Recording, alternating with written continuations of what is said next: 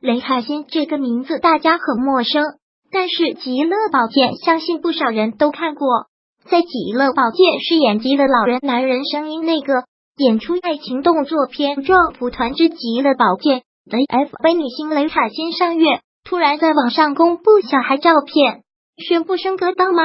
让外界十分意外。没想到近日她在网上晒出育儿招数，竟是把儿子放在洗衣机内，认真表示站你旁边又不怕跌倒，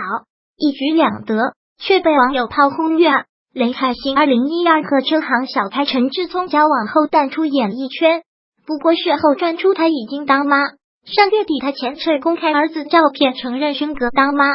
更开始和外界分享育儿生活。只是她昨在网上爆照，照片看出儿子站在洗衣机内的画面，直言在日本的家里发现开盖式洗衣机的好处，当你在化妆的时候，原来可以将这个活泼的小朋友放下去，站在你旁边，又不怕跌倒，而他又可以看住你，一举两得，不少更好。不过照片曝光后却被网友抨击，直呼雷海欣不顾儿子安全，痛骂这举动根本是虐儿。还有网友称胸大无脑这个词对他而言很贴切。如果喜欢本视频，请分享并订阅本频道，别忘了按赞哦。